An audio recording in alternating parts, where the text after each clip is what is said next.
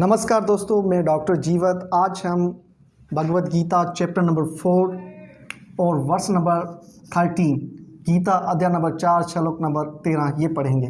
चातुर्वर्ण्यं मया सृष्टं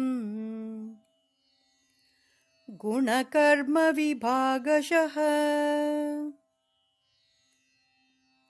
तस्य कर्तारमपि मां विद्य कर्तारमव्ययम्। चतुर्वर्ण्यम मया सृष्टम गुणा कर्मा विभागशः तस्य कर्तारम अपि माम विद्या कर्तारम अव्ययम। The four categories of occupations were created by me according to people's qualities and activities. Although I am the creator of this system, know me to be the non-doer and eternal. कामों की जो 4 इकसाम हैं मैंने लोगों की खासियत और सरगर्मियों के मुताबिक बनाए हैं। जबकि मैं इस निज़ाम का खालिक हूँ, वो ईश्वरी खालिक है, एक ही खालिक है, और मैं गैर यानी कि नॉन डूअर और अब्दी इटरनल हूँ। तो ये जो आज भी आप क्लासिफिकेशन को अगर देखेंगे, लोग जैसा काम करते हैं, जैसी उसमें क्वालिटीज़ होती है, जैसी एक्टिविटीज़ होती है, उसको उस किस्म का ही धंधा दिया जाता है। जैसे एक डॉक्टर है, उसके पास डॉक्टर की डिग्री है, उसके पास यही क्वालिटी है कि वो मरीज़ों का इलाज करता है, तो उसे कौन सा हम ऑक्यूपेशन देंगे? उससे हम देंगे डॉक्टर। अगर एक इंजीनियर है, उसके पास इंजीनियर की डिग्री है, उसके पास क्वालिटीज़ बिल्डिंग्स मशीन्स बनाने की क्वालिटीज़ है, तो उसे हम कौन सा ऑक्यूपेशन देंगे? इंजीनियर का। एक स्वीपिंग करता है, झाड़ू लगाता है, उसके पास इतनी ख़ास तालीम नहीं है, तो वो झाड़ू लगाता है, सफाई करता है, तो उसे हम कौन सा ऑक्यूपेशन देंगे? स्वीपिंग, यानी वर्किंग क्लास, वो स्वीप करेगा। आज भी आप ये मिसालें लें, आज भी यही एग्जिस्ट करता है, आज भी है। अगर एक उस्ताज़ा है जो बच्चों को पढ़ाता है, उसके पास यही डिग्री है कि वो टीचिंग की डिग्री है, बीएड की डिग्री है या एमएड की डिग्री है, मास्टर ऑफ एजुकेशन है या बैचलर ऑफ एजुकेशन है, टीचिंग करता है, तो उसे हम कौन सा ऑक्यूपेशन देंगे? टीचिंग। यही 5000 साल पहले ऑक्यूपेशन की डिवीजन थी। वैदिक फिलॉसफी में, वेदास में यही कहा है कि गॉड ने जो लोग जिसकी जैसी क्वालिटीज़ थी, जैसी एक्टिविटीज़, जैसा काम करते थे, उसको वैसा ही धंधा दिया जाता था। It was just classification of the occupations. जो धंधे थे, ऑक्यूपेशन थे, उसके मुताबिक, उसकी जो डिवीजन थी, किसके मुताबिक? क्वालिटीज़, इंसान की क्वालिटीज़ के मुताबिक, इंसान की जो एक्टिविटीज़ के मुताबिक थे। जो ब्राह्मण थे, जिसमें सत्ता गुण था, क्योंकि वैदिक फिलॉसफी में 3 गुणा से, सत्वागुण, तमागुण और रजागुण। जिन लोगों में सत्ता गुण था, अच्छाई का गुण था, वो क्या लोग करते थे? पढ़ाते थे, टीचिंग करते थे और इबादत भी करते थे, तो उसे ब्राह्मण कहा जाता था। ठीक।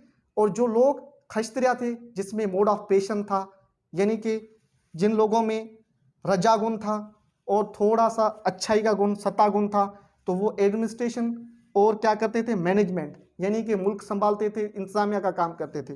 और जो लोग वैश्य थे, जो जिसमें रजागुण था, यानी कि थोड़ा सा उसमें पेशन का था और सम तमा गुना था, यानी कि उसमें जाहलत का कुछ गुण था, तो उसे क्या दिया जाता था? बिजनेस, वो कारोबार करते थे और ज़राअत का काम करते थे, एग्रीकल्चर क्लास। और जो लोग जिसमें कोई तालीम नहीं थी, वो काम करते थे, झाड़ू लगाते थे, तो उन लोगों को शूद्रा कहा जाता था उस ज़माने में, उसे वर्किंग क्लास।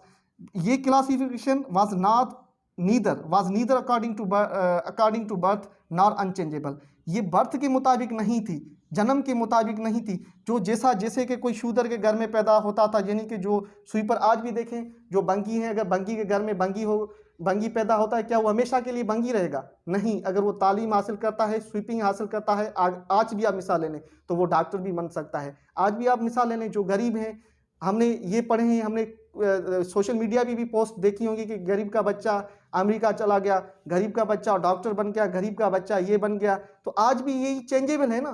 तो उस ज़माने में भी यही है कि जो शूदर के घर में पैदा होता है, अगर वो अच्छी तालीम हासिल करता होता, तो वो ब्राह्मण भी बन सकता था।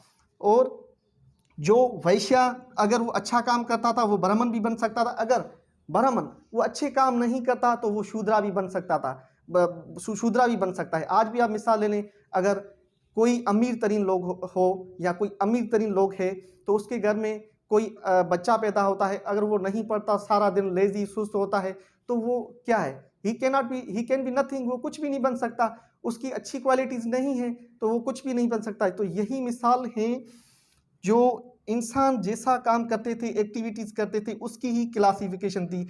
इस वर्णा सिस्टम को हिंदुइज्म में, सनातन धर्म में बिल्कुल ही गलत समझते हैं कि ये लोगों की क्लासिफिकेशन है, बाय बर्थ है, जो जिसमें पैदा होता है वही है। गीता में यही कहा है कि लॉर्ड कृष्णा ने, एक वर्स है जो मैं आपको डिस्कस करूंगा, उसमें यही कहा है कि अगर ब्राह्मण कोई बुरे काम करता है तो वो शूद्र हो जाएगा, अगर कोई शूद्र अच्छे काम करता है तो वो ब्राह्मण हो जाएगा। इट इज़ चेंजेबल, वो तब्दील होती रहती है। थोड़ा सा हम यही मिसाल ले लें कि God provides soul with energy to act. Gods ने आपको एनर्जी दी है, आपके जिस्म में एक ऐसी एनर्जी दी है जिसके मुताबिक आप एक्ट कर सकते हैं। अगर वो एनर्जी आप अच्छे कामों में उसे स्पेंड करते हैं तो आप अच्छे इंसान बन सकते हैं। अगर आप उसे बुरे कामों में स्पेंड करते हैं, अगर उस एनर्जी से बुरे काम करते हैं तो आप बुरे बन सकते हैं। तो ये आप पे डिपेंड करता है कि आप उस एनर्जी को कैसे इस्तेमाल करते हैं। So God is not responsible for your actions. वो जैसा आप करते हैं उसका आंसरेबल गॉड नहीं है, उसका रिस्पॉन्सिबल गॉड नहीं है। आप ही रिस्पॉन्सिबल हैं, आप ही अच्छा बन सकते हैं, आप ही डॉक्टर बन सकते हैं, आप ही इंजीनियर बन सकते हैं, आप ही साइंटिस्ट बन सकते हैं, आप ही टीचर बन सकते हैं, आप ही स्वीपर बन सकते हैं, आप ही आर्मी मैन बन सकते हैं। जब आपके अंदर जो एनर्जी है, क्वालिटी है, उसके मुताबिक आप एक्ट करेंगे, आप अच्छे काम करेंगे, आपकी क्वालिटीज़, आपकी एक्टिविटीज़ को अच्छा करेंगे तो आपको ऑक्यूपेशन भी अच्छा मिलेगा। होप कि आप इस चीज़ को समझ चुके होंगे। So thank you for watching this video.